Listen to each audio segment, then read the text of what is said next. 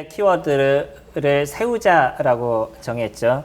물론 지난주에 저희가 같이 살펴봤던 것처럼 저희는 여전히 교회를 세워가고 있습니다.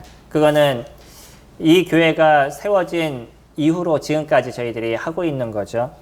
근데 이 시점에서 저희가 다시 교회를 세우자라는 그 키워드를 정하게 된 거는 저희가 가고 있는 방향이나 저희가 만들어가고 있는 교회가 온전한 교회냐라는 것에 대해서 다시 한번 성경적인 점검을 해봐야 될 필요가 있기 때문인 거죠. 선생님들은 어떻게 생각하셔요? 교회는 어떤 것이 성경적인 교회고, 그리고 우리 교회는 이러한 그 성경적인 교회로 가고 있는 건지 아닌지. 많은 사람들이 교회를 얘기할 때 교회 나름대로 갖고 있는 그들만의 생각들이 있습니다. 우리는 어떤 교회를 만들 것이냐에 대해서. 근데 우리가 조금 더 생각을 놓치게 되면 사람이 많아지고 있는 것이 교회가 잘 되고 있다라는 생각을 갖는다는 거죠. 물론 그것도 무시할 수 없습니다. 그렇죠? 사람이 많고 적음에 대한 거는 그 나름대로 이유가 있는 거죠. 자, 식당을 가보시면 식당에 사람이 많으면은 무엇 때문에 사람이 많겠어요? 예, 맛있으니까 사람이 많겠죠. 그러니까 사람이 많다는 거는 그만큼의 이유도 있는 겁니다. 그래서 그것을 저희가 무시할 수 있는 것은 아니죠. 근데 더 중요한 것이 있습니다. 그게 무엇이냐면 교회는 주님이 원하심의 모습을 만들어가고 있느냐는 거죠. 그러니까 사람이 모인 것이 교회가 아니라 그 안에 진정한 예수 그리스도의 몸을 이뤄가고 있는 것이냐. 이거는 우리가 계속적으로 고민하고 생각해 봐야 될 부분이 될 것입니다. 키워드를 얘기하면서 우리가 가고 있는 방향에 대한 부분을 계속 고민하게 됐었어요. 저희 교회가 가고 있는 방향은 어떤 방향이고 우리는 그 방향을 잘 이뤄가고 있는 건지. 물론 이 방향성에 대해서 얘기를 한다면 당연히 저희는 예수 그리스도 그분을 향해서 가고 있다라고 이야기를 할 겁니다. 그리고 예수 그리스도의 온전한 몸을 만들기 위해서 우리는 지금까지 하고 있다라고 얘기할 것이에요.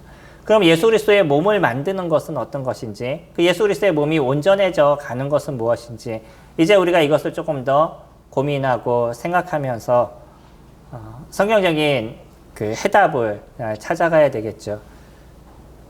제가 이번에 읽으려고 이제 손에 딱 잡은 책이 있는데 뭐냐면 사람들이 생각한다는 착각이라는 책이에요. 생각한다는 착각입니다. 그러니까 이게 무슨 얘기냐면 손님들 하루를 살아가시면서 얼마만큼의 생각을 하셔요? 일반적으로 얘기할 때는 어떤 얘기가 있죠? 5만 가지 생각이라는 거 얘기 들어보셨죠? 그만큼 하루 동안에 우리가 5만 가지 생각을 한다는 거예요. 5만 가지입니다. 그만큼의 많은 생각을 저희들이 한다라고 얘기를 합니다. 근데 뇌과학을 연구하는 사람들의 얘기는 사람들이 생각을 한다라고 생각하지만 사실은 생각을 하지 않는다는 거예요. 이해되시나요? 나는 생각을 한다라고 생각하지만 진짜 생각을 하지 않는다는 거예요. 보는 대로 느끼고 감정대로 그냥 움직이는 것. 이게 지금의 사람들의 문제다라고 얘기한다는 겁니다. 생각을 한다는 건 무엇인가를 보고 그것을 고민하고 그 고민에 대한 어떤 해답을 찾아 나가는 거예요. 이게 생각인 거죠. 그냥 내 머릿속에서 무엇인가가 떠올라서 그것에 대해서 그냥 흐르듯이 쭉 지나가는 것. 이것을 생각이라고 얘기하지 않습니다. 생각은 어떤 것이 생각이 났었을 때, 뭔가 떠올랐었을 때 그것에 대해서 고민하고 무엇인가로 도출해 나가는 거예요. 교회는요, 교회가 온전함의 모습을 만들어가고 있는지 저희들이 생각해 봐야 되는 것이죠. 그 생각은 지금까지 지내왔던 일들에 대해서 한번 저희들이 돌이켜보고요. 하나님은 우리에게 무엇을 얘기하시는지에 대해서 찾아보고 거기에 대해서 어떤 새로운 해답을 만들어 가야 되는 거예요. 그랬었을 때 우리는 온전한 교회를 이뤄갈 수 있을 겁니다. 그러지 않고 그냥 예전에 배웠던 것들, 예전에 알았던 것들, 이런 것을 따라서 아니면 내가 습성적으로 그냥 살아왔던 부분들, 그것을 따라서 교회를 만들어 간다 그러면 어떠면 우리는 잘못된 방향의 모습을 가져갈 수도 있습니다. 오늘 본문 말씀 보시면 1장 3절에 이렇게 시작합니다. 내가 마게도니아로 갈 때에 너를 권하여 에베소에 머물라 한 것은 어떤 사람들을 향하여 다른 교훈을 가르치지 말며 신하와 끝없는 족보에 몰두하지 말게 하려 함이라. 이런 것은 믿음 안에 있는 하나님의 경륜을 이룸보다 도리어 변론을 내는 것이라. 교회 안에 어떤 사람들이 있습니다. 이 사람들은 아마 거짓 교사들이었을 거라 생각이 됩니다. 근데 이 사람들은요, 무엇인가를 열심히 가르쳤고 그 가르침에 대해서 교회도 그것을 듣고 살아왔다는 거예요. 교회가 그렇게 행해 나갔다는 거죠. 근데 바울은요, 이 사람들에 대해서 책망을 하는데 뭐라고 얘기하냐면 다른 교훈을 가르쳤다라고 얘기를 해요. 그리고요, 신화와 끝없는 족보에 몰두했다라고 얘기합니다. 유대인들이 갖고 있는 어떤 모습들, 그들은 족보에 대해서 상당히 중요하게 여기는 것이 있죠. 또 그들이 갖고 있었던 어떤 지나왔던 신화에 대해서 중요하게 여기는 것이 있습니다. 물론 우리의 모습과는 조금 다를 거예요. 하지만 우리가 조금 고민해야 되는 건 뭐냐면 우리도 여전히 여태까지 흘러왔던 교회의 모습, 그냥 우리가 살아왔던 교회의 모습이 이게 온전한 교회다라는 생각을 갖고 그냥 그렇게 지내오고 있다는 거죠. 그래, 예전엔 난 이렇게 했어. 난 예전엔 이렇게 배웠어. 그러니까 나는 이렇게, 우리 교회는 이렇게 가야 돼. 라는 얘기를 우리도 적지 않게 들을 수 있죠. 요즘 제일 듣기 싫어하는 소리가 뭐예요? 뭐죠? 나 때는. 그쵸? 요즘 나 때는 그러면 바로 나오는 소리가 있더라고요. 안 좋은 소리로 얘기한다면 꼰대라는 소리를 많이 하시죠. 나 때라는 소리라면 이미 옛날 사람이라 뭐 요즘은 그런 얘기를 많이 하는데, 저희도 알게 모르게 그런 얘기를 합니다. 나 때는 이렇게 했었어. 우리 때는 이런 식으로 했었어. 근데 왜 요즘은 그러지 않아?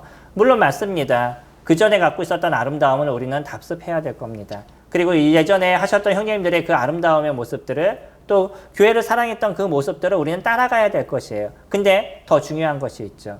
그것이 성경적이냐. 이거는 우리가 살펴봐야 될 부분이 있습니다. 그리고 또 그런 시간을 지내왔던 사람들은 예전에 내가 해왔던 것이 그것이 옳아라고 얘기하는 그 주장에서 이것이 진짜 성경적인 것이냐라는 것을 고민해 봐야 되는 거죠. 지금 바울은 그 얘기를 하고 있습니다. 이 교회가 무엇인가 큰 문제가 있었던 그런 모습들은 아니었을 거예요. 근데 바울은요, 이것을 크게 생각하고 있습니다. 어느 교회냐면 에베소 교회인 거죠. 우리는 성경에서 나타나는 여러 교회 중에 특히 우리 귀에 잘 남아있는 교회들이 있죠. 그 교회 중에 하나가 에베소 교회입니다. 에베소라는 그 지역 자체가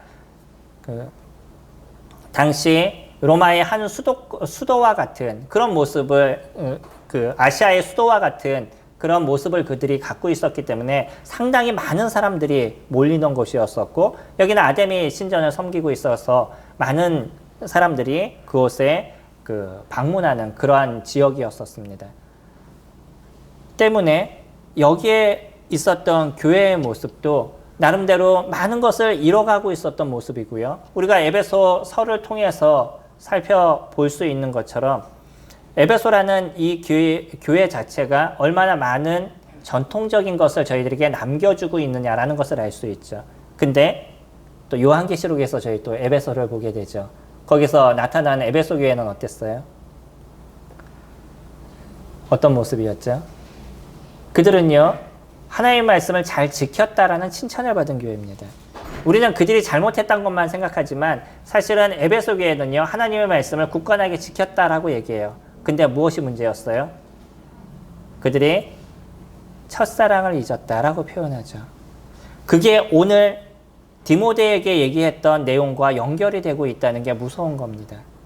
오늘 말씀을 저희가 잘 보면요, 왜 이들은 이런 메시지를 들었음에도 불구하고 마지막에 그 계시록에 가가지고 너희들이 첫사랑을 잃었다라는 소리를 들어야만 했는지를 저희가 고민해야 된다는 거죠.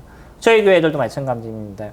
우리가 많은 것을 가르침을 받고 많은 이야기를 들음에도 불구하고 마지막 우리 가운데 남았던 이야기가 너희들이 첫사랑을 잃었어 라고 얘기를 한다 그러면 그건 우리에게 남은 것이 없다는 거예요. 다시 얘기해서 교회가 온전한 방향으로 가고 있느냐? 우리는 예수 그리스도 그분을 향해서 가고 있는데 그럼 예수 그리스도 그분을 향해서 간다는 그 증거가 무엇이냐는 것이에요. 그 증거는 오늘 5절에 보시면 이 교훈의 목적은 청결한 마음과 선한 양심과 거짓이 없는 믿음에서 나는 사랑이거든 이라고 얘기하고 있어요. 그 결과가 사랑이라는 거죠. 그 사랑이 드러나고 있느냐는 거예요. 요한계시록에서 나오고 있는 7교회의 모습은요, 에베소의 교회는 첫사랑을 잃었다고 너희가 그것을 회복하지 않으면 내 촛대를 너희에게서 옮기겠다라고까지 얘기하시죠. 그런데 빌라델피아 교회를 보면 그 뜻 자체가 형제 사랑이라는 의미를 갖고 있잖아요. 그들은 아름다운 사랑의 모습을 갖고 있어서 그 너희들이 적은 은사를 갖고 적은 것을 갖고 크게 남겼다라고 얘기를 하죠. 그게 무엇이 남겨진 거냐면 사랑이 남겨진 거예요. 그러면 교회는요, 사람이 많아야 되는 거냐 아니면 사랑이 있어야 되느냐라는 거예요. 그러니까 이 교회가 만약에 사랑을 드러내지 못하는 교회라고 그러면 우리도 나중에는 열심히 우리는 무엇인가를 섬겼고 열심히 교회를 지켰고 그 법적인 것을 잘 만들어 와서 옳고 그름에 대한 얘기는 잘 했음에도 불구하고 나중에 주님이 보실 때 너희들이 무엇을 했냐라는 이야기를 들을 수도 있다는 겁니다. 우리 저희 형제 중에 지었던 찬양 중에 그러한 찬양이 있죠. 교회라는 찬양 맞죠? 사람이 많기보다는 사랑이 넘치는 교회가 되기를 원한다는 찬양이 너무 좋더라고요. 그 가사가. 저희가 진짜 사람이 넘치기보다 중요한 것은 사랑이 넘치는 그런 교회가 되어야 되겠죠. 그러면 오늘 우리의 사랑에 대해서 얘기할 때 몇 가지에 대한 부분을 얘기합니다. 어떤 거냐면 첫 번째, 청결한 마음에서 나오는 사랑이다라고 얘기합니다. 사랑은요, 나중에 보면 결과로 나오게 될 거예요. 그리고 또 이 결과는 무엇에부터 시작이 되는 것이냐면 가르침에서부터 시작이 된다는 거예요. 이 교회가 온전한 모습으로 가기 위해서 첫 번째 중요한 것 중에 하나는 뭐냐면 가르침인 겁니다. 그 교회 가운데 어떠한 가르침이 있느냐. 그리고 이 가르침이 좋은 것을 가르친 것으로 끝나는 것이 아니라 무엇으로 남아야 되냐면 거기에 대한 열매가 남느냐는 거예요. 가르침에 대한 결과가 남아져 있느냐는 거죠. 좋은 가르침이 아무리 있어도 성도님들이 그것을 받고 거기에 대한 열매가 남아져 있지 않으면 그것도 의미가 없는 거죠. 지금 바울은 디모데에게 그것을 얘기하고 있습니다. 이 교훈의 목적. 바울이 디모데를 에베소에 남겨둔 그 이유에 대해서 얘기하면서 내가 너에게 얘기하는 이 교훈의 목적이 무엇인지 아니? 그것은 청결한 마음에 사랑이 있는 그런 가르침을 네가 해야 된다라고 얘기해요. 근데 이건 가르침으로 끝나는 것이 아니라 그런 가르침이 결국은 무엇으로 남는 것이냐면 결과로 남아야 된다는 거죠. 이 교회는요, 율법적인 것이 있었던 교회입니다. 7절에 보시면 6절부터 보실까요? 사람들이 이에서 벗어나 헛된 말에 빠져 율법의 선생이 되려 하나 자기가 말하는 것이나 자기가 확증하는 것도 깨닫지 못하는도다. 그러나 율법은 사람이 그것을 적법하게만 쓰면 선한 것임을 우리가 아노라. 유대인들에게는 버리지 못하는 그 하나가 있습니다. 그것이 그들이 여태까지 살아왔던 삶의 어떤 패턴인 거죠. 그들은 율법 속에서 인생을 살아왔었어요. 그래서 이 율법의 소중함에 대해서 버린다는 것은 진짜 쉽지 않았습니다. 그들이 갖고 있는 정체성이었었어요. 그래서 율법을 버린다는 건 너무나 어려움에 대한 부분이다 보니까 이들에게서는요, 구원도 무엇과 연관이 되어 있냐면 율법과 연관이 되어 있는 거죠. 그래서 율법을 지켜야지만 구원을 받는다라는 교리가 그들 가운데 나타나기 시작했습니다. 이게 언제부터 나타났죠? 사도행전 15장에 보면 거기에서부터 이미 그러한 이야기가 등장하고 있는 것을 보게 되죠. 바울이 제1차 전도여행을 끝나고 나서 갈라디아서를 쓰게 됩니다. 근데 이 갈라디아서를 쓰게 되는데 그 갈라디아서를 쓰는 목적이 무엇이냐면 이미 교회 가운데 유대주의자들이 들어오게 되고 율법을 지켜야지만 구원을 얻는다는 그와 같은 이야기들이 교회 안에 이미 만연해지다 보니까 바울은 이 문제를 크게 다루어야만 했었어요. 그래서 나중에 갈라디아서를 쓰게 됩니다. 근데 그 이전에 또 어떤 일이 있냐면 이 문제를 해결하기 위해서 바울 혼자만이 이 문제를 해결한 것이 아니라 그가 예루살렘으로 내려와서 예루살렘에 있는 사도들을 모아서 사도들과 같이 회의를 하게 되죠. 우리가 소위 얘기하고 있는 예루살렘 공의회라고 얘기하는 사도행전 15장에서는 그런 회의가 이루어지게 됩니다. 그리고요, 사도들이 거기에서 결론을 내리게 되죠. 우리 잠깐 손을 놓으시고 사도행전 15장 말씀 잠깐 보실까요? 15장 11절에 같이 보시면 10절부터 보시면요. 그러나 지금 너희가 어찌하여 하나님을 시험하여 우리 조상과 우리도 능히 매지 못하던 멍에를 제자들의 목에 두려느냐. 그러나 우리는 그들이 우리와 동일하게 주 예수의 은혜로 구원받는 줄을 믿노라 하니라. 오직 믿음은 무엇을 통해서 이루어진다고요? 구원은 무엇을 통해서 이루어진다고요? 예수 그리스도를 믿는 믿음을 통해서 이루어진다라고 얘기해요. 그리고 이 믿음을 통해서 나타나는 것이 사랑과 여러 성령의 열매들이 등장하는 거죠. 물론 그리스도인들에게 나타나는 그런 열매들이 분명히 있어야 됩니다. 그거는 사과나무에 사과가 열리고 배나무에 배가 열리듯이 그리스도인들 나무에는 그리스도인의 향기가 열려야 되는 거죠. 사과나무에 배가 열리는 경우가 없잖아요. 아무리 많은 몇천 그루의 사과가 있는데 참 신기합니다. 그 과수원을 제가 운영은 해보지 않았지만 과수원을 가끔 이렇게 보면 TV를 통해서 보면 그 나무 하나에도 엄청난 사과가 열리더라고요. 근데 그런 사과나무가 엄청나게 많아요. 근데 그 많은 사과나무 중에 배 하나가 안 열리더라고요. 뭐만 열려요? 사과만 열리죠. 제가 이상한 얘기하죠. 이건 당연한 거잖아요. 그건 사과나무에 사과가 열리는 거. 혹시라도 실수해서 귤이 열리거나 아니면 배가 열리거나 대추가 열리거나 뭐 이런 경우가 없죠. 사과만 열립니다. 산나무에는요, 열매가 맺혀지게 되어져 있어요. 그리스도인들에게는 무엇이 열리게 되어 있어요? 그리스도인의 합당한 열매가 맺어지게 되어져 있습니다. 물론 그런 걸 갖고 있기 때문에 이 사람이 그리스도인이다 라고 얘기하는 건 아니죠. 얼마든지 주님을 믿지 않는 사람들 중에서 선하게 살아가는 사람들도 있습니다. 그 사람이 선하게 살아간다라고 그 마음 가운데 예수 그리스도를 믿었다라고 저희들은 얘기하지 않아요. 그러나 그 마음속에 예수 그리스도의 믿음이 있다 그러면 그 믿음에 합당한 열매들이 우리들의 삶에서 나타나게 되어져 있는 거죠. 이게 마태복음 5장에서도 얘기하고 있는 예수 그리스도의 이야기입니다. 예수님도 그런 얘기 하시잖아요. 동일하게. 나쁜 나무가 좋은 열매를 맺을 수 없고 좋은 나무가 나쁜 열매를 맺을 수 없다라고 얘기를 하시죠. 우리의 믿음에 대한 건 그런 겁니다. 내가 죄인임을 진정으로 깨닫게 되고요. 이 죄에 대한 문제를 예수 그리스도 그분이 해결하셨다는 것을 내가 아는 순간에 우리들 안에 진정한 사랑이 무엇인지를 경험하게 되는 거예요. 예수님이 제자들의 발을 씻기시죠. 그러면서 내가 너희들을 섬겼듯이 너희들도 다른 사람을 섬기라고 얘기하신 그 마지막에 예수님의 섬김의 모습을 보여주시는데 그 조금 전에 또 어떤 일을 하시냐면 주님께서 사람이 친구를 위해서 목숨을 버리면 이보다 더 큰 사랑이 없다라고 얘기하십니다. 그러면서 내가 너희들을 위해서 목숨을 버리겠다라고 얘기를 하시죠. 진정한 사랑이 무엇인지에 대해서 먼저 얘기하셨어요. 그리고 그 사랑에 대해서 내가 너희들에게 그것을 보여주겠다라고 얘기하죠. 오히려 제자들은요, 예수님과 함께 있었을 때 예수님에 대한 믿음이 그렇게 온전하지 않았습니다.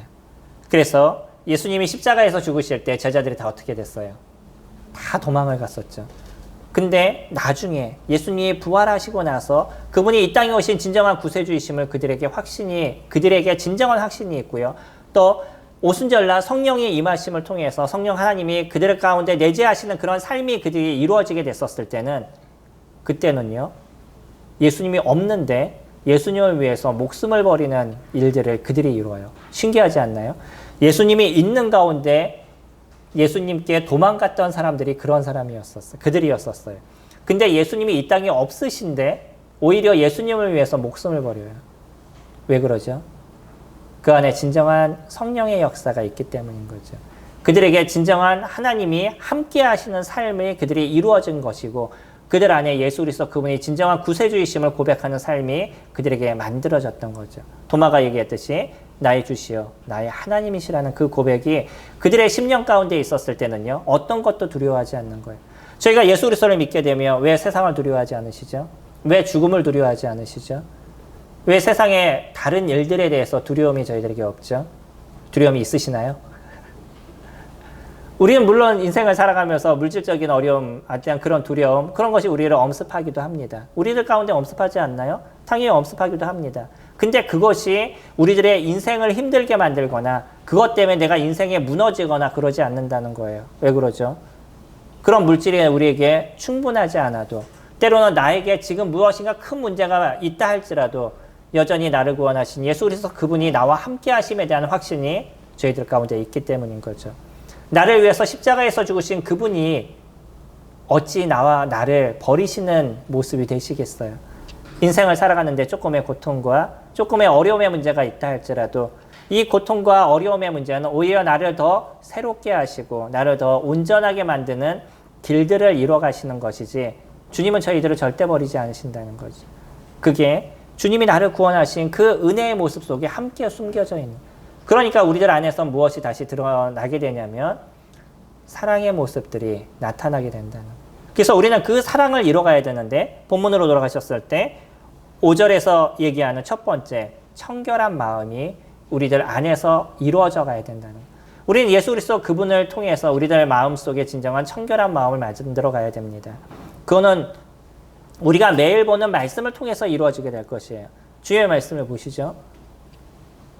주의 말씀이 저희들의 부적이 아니시죠. 오늘 말씀을 읽었기 때문에 하나님께서 나를 도우시고 오늘 말씀을 읽지 않았기 때문에 하나님께서 나를 안 도우시는 그런 것이 아니라 하나님의 말씀은요, 우리들 안에 있는 내면을 청소하는 일들을 이뤄가는 거예요. 저희 집에도 보면 저희 집에 이제 그 사람이 한 명 더 생기고 줄어들고 이게 이제 일주일에 저희 모습입니다. 오늘은 완전체였어요. 6명이 다 왔습니다. 6명이 처음 어저께 저녁에 그냥 모였어요. 월요일 되면 한 명이 이제 떠나고 이제 또 학교를 가면 또 혜재도 떠나고 뭐 때로는 이제 그 첫째 아이도 떠나고 막 이러면 아이들이 줄었다 늘었다 막 이래요. 근데 아이들이 2명 있을 때와 아이들이 3명 있을 때 집안의 모습이 다릅니다. 어떻게 다르죠? 예, 창고가 되거나 아니면 집이 되거나 뭐 이런 모습이 계속적으로 반복적으로 이루어져요. 한 사람이 더 있으면 하나의 쓰레기가 더 생깁니다. 그렇죠? 우리들 안에요. 그런 쓰레기가 계속 차 있는 거예요. 우리가 세상을 보고 세상을 살아가고 사람들과 이야기를 하고 내 안에 있는 욕심과 이런 것이 어울리면서 많은 것을 보면 볼수록 우리 안에 무엇이 쌓이게 되냐면 쓰레기가 자꾸 쌓이게 되는 거죠. 세상적인 잘못된 것, 근심과 걱정, 아니면 분과 화, 뭐 이런 것들이 저희들 안에서 계속 쌓이게 되는데 이것을 청소하는 것은 무엇으로 저희들이 이뤄가요? 매일마다 저희들이 보는 하나님의 말씀으로 만들어져 가는 거죠. 그것이 우리 내면의 지저분함과 내가 갖고 있는 욕심과 때로는 분과 화, 이 모든 것을 하나씩 제거하는 일들을 저희들 안에서 이뤄가게 되는 거예요. 디모데에게요, 말씀을 선포하라고 얘기했었을 때 그 말씀이 하나님의 온전함의 말씀을 선포할 것을 얘기를 하죠. 저희들도요, 하나님의 말씀의 그 온전함이 저희들 안에 있는 그 심령의 새로움을 만들어 가는데 중요한 거는 동일하게 성경을 읽는다 그래가지고 우리들 안에 있는 내면이 깨끗해지지 않는다는 거예요. 그러지 않으시나요? 우리가 성경을 보고 묵상하는 시간을 갖느냐, 다시 얘기하면 그것을 행하는 시간을 갖느냐, 행하는 시간을 갖지 않느냐, 다시 적용하는 삶을 살아가느냐, 적용하지 않는 삶을 살아가느냐가 우리 내면을 깨끗하게 할 수도 있고 그러지 않을 수도 있습니다. 제일 중요한 게 있습니다. 그 이전에 중요한 게 있는데 그거는 내가 성경을 바르게 보고 있느냐는 거예요. 우리는 성경을 어렵게 보지 않습니다. 문맥적으로 저희들이 성경을 보고요. 역사적으로 성경을 보고 문화적으로 성경을 봐요. 문화적인 것을 같이 생각하면서 성경을 봅니다. 그 당시에 있었던 문화에 대한 모습을 보고 지금 우리가 그것을 해석해서 지금으로 넘어오게 되는 거죠. 이런 기본적인 문맥적으로 성경을 보는 패턴으로 우리가 성경을 보면 성경이 그렇게 어렵지 않아요. 그런데 때로는 성경에 어떤 큰 의미를 자꾸 부여하려고 노력하고 뭔가 새로운 것을 이야기하려고 노력하다 보면 성경이 힘들어지고 어려워져 가는 거죠. 구약을 보시는데 어려우시나요? 어떠세요? 신약이 어려우세요? 구약이 어려우세요? 제가 이렇게 여쭤보면 거의 100이면 100 대답하시는 게 어떤 것이냐면 신약이 쉽고 구약이 어렵다라고 얘기하십니다. 근데요, 구약이 더 쉬워요. 왜 그런지 아세요? 구약은 이야기체입니다.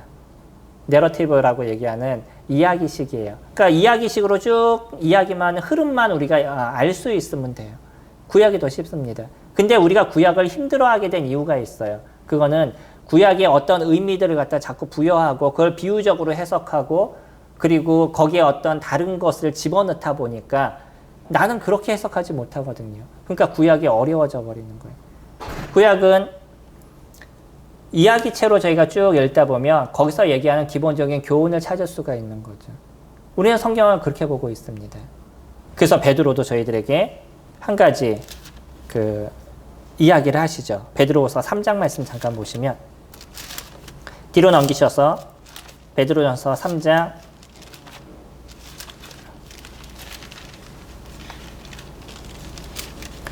16절에 387페이지입니다. 신약 3장 16절 또 그 모든 편지에도 이런 일에 관하여 말하였으되 그 중에 알기 어려운 것이 덜어 있으니 무식한 자들과 굳세지 못한 자들이 다른 성경과 같이 그것도 억지를 풀다가 스스로 멸망에 이르느니라. 자신이 모르는 것에 대해서는 그냥 잠깐 덮어놓거나 아니면 교회 인도자들에게 그것에 대해서 질문하시면 됩니다. 그것을 괜히 억지로 풀어서 무슨 의미를 자꾸 부여하다 보면 오히려 그것이 잘못된 모습으로 가지고 있는 거죠. 우리나라의 이단이 다 어디서 나온다고요? 요한계시록에서 나오죠. 요한계시록을 자기 자의적으로 다 해석을 하는 거예요. 문자적으로 충분히 우리는 요한계시록을 볼 수 있습니다. 그렇게 요한계시록을 볼 수 있는 힘을 키우시면 문자적으로, 그러니까 문맥적으로 저희가 다 이해가 가능한 내용들을 보실 수가 있으셔요. 근데 간혹 거기에는 우리가 이해하지 못하는 부분들이 있죠. 그런 것은 그냥 덮어놓으시면 될 겁니다. 억지로 푸는 것보단 먼저 되신 분들에게 질문하시면 충분히 그 해답을 얻으실 수가 있는 거죠.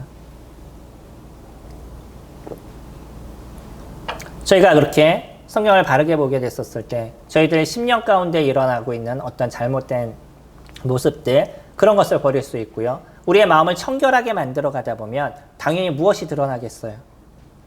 우리 마음이 청결해요. 무엇이 드러나겠어요? 사랑이 드러날 겁니다. 성령님들의 마음이 청결한데 사랑이 드러나지 않는다? 아마 그거는 청결한 마음이 아니실 겁니다. 제가 100% 말씀드릴 수 있어요. 우리들 마음에 청결함을 만들어가고 우리들 안에 있는 찢기가 없어져가고 그리고 욕심과 잘못된 것이 저희들의 심령을 붙잡고 있지 않는다 그러면 당연히 우리들의 심령에서 성도들을 향한 사랑과 하나님에 대한 사랑이 드러나는 모습들이 되어져 갈 겁니다. 그래서 사랑은 억지로 우리가 사랑을 하려고 노력하면 그것처럼 힘든 것이 없을 거예요. 사람은 사랑을 하는 존재가 아닙니다. 이 사랑은 어디에서부터 왔어요? 예수 그리스도 그분으로부터 왔습니다. 아버지 하나님 그분으로부터 왔어요. 그래서 그분의 사랑을 우리가 알기 때문에 그 사랑을 갖고 베푸는 인생을 살아가는 거지 내 스스로 사랑을 만들어 가려고 그러면 그것처럼 힘든 것이 없는 거죠. 예수 그리스도를 묵상하시기 바랍니다.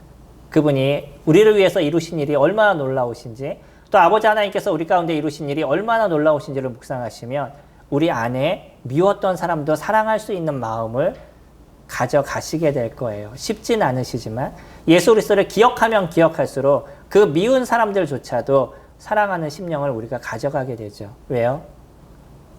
예수님은요, 자기가 만들어 놓은 피조물에 의해서 죽음을 당하신 분이셔요. 그들에 의해서 침뱉음을 받으셨습니다. 모욕을 받으셨어요. 근데 여전히 그를 사랑하셨던 거죠. 그 중에는 누구도 있는 거냐면 저희들도 있는 거죠. 근데 주님이 저희들을 사랑하셨어요. 그 사랑의 깊이를 저희들이 보게 되면 그러지 못한 우리에게 무엇인가 잘못하고 무엇인가 문제를 일으키고 있는 사람들에게도 그 사람을 사랑할 수 있는 심령이 저희들에게 열리게 되겠죠. 두 번째는요, 선한 양심에서 나오는 사랑이다라고 이야기합니다. 이 선한 양심은요, 우리가 하나님을 찾아가는 양심인 거죠. 우리가 선함을 가지려고 노력한다고 선함이 잘 만들어지겠어요? 그러지 않습니다. 우리가 선함을 만들어가는 것은 하나님을 향하는 우리들의 심령에서 만들어져 갈 거예요.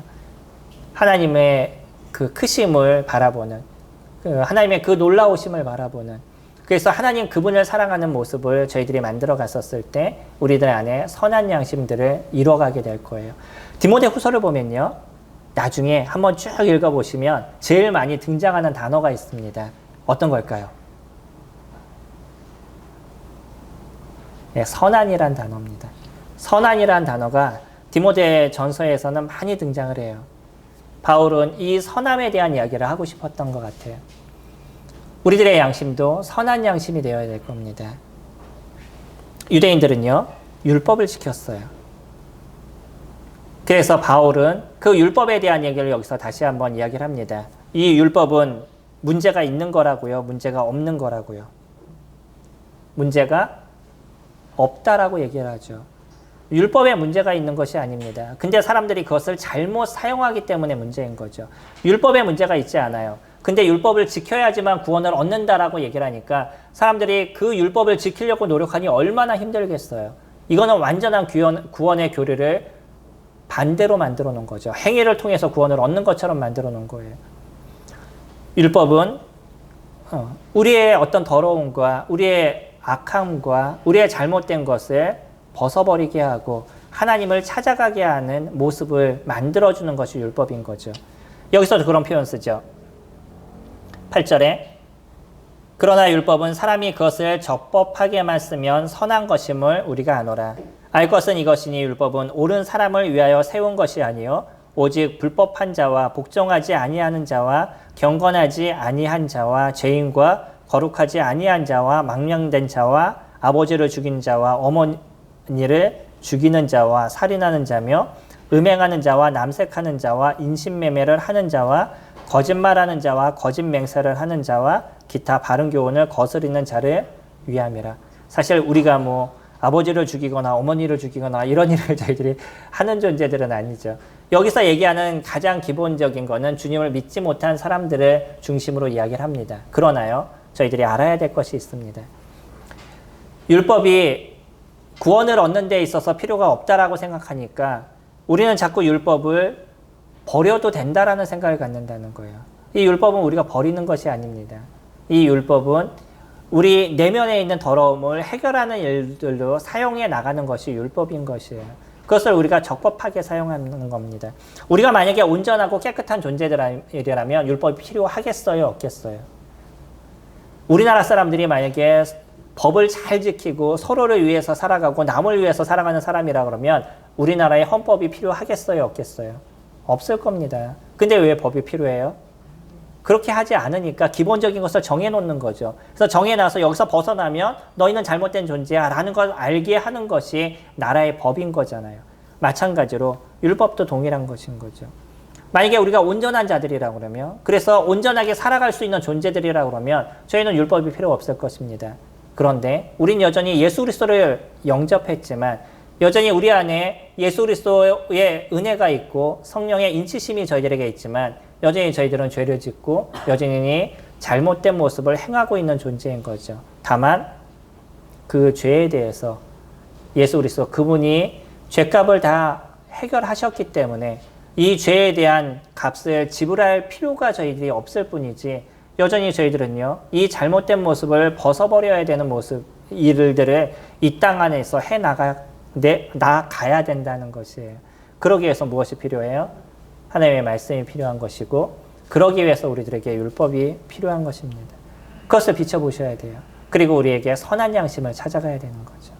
율법의 중심이라고 얘기하는 십계명은 절반은 하나님에 대한 사랑을 저희들에게 얘기하고요. 절반은 사람에 대한 사랑을 저희들에게 이야기를 하죠.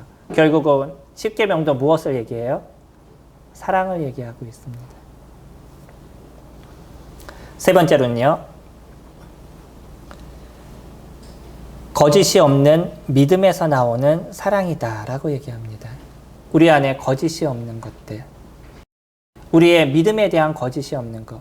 성도님들이 갖고 있는 믿음에 거짓이 있으세요? 없으세요? 어떠셔요?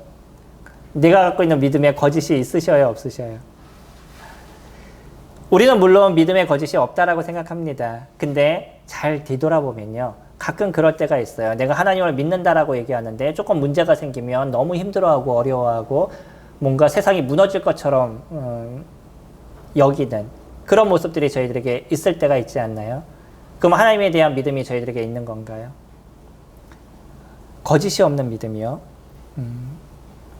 이 예수 그리스도의 진정한 믿음, 하나님에 대한 진정한 믿음이 우리 안에 드러남을 통해서 나를 속이는, 나의 어떤 심령을 속이는 그런 모습들이 되지 않는 믿음을 이야기를 하고 있습니다.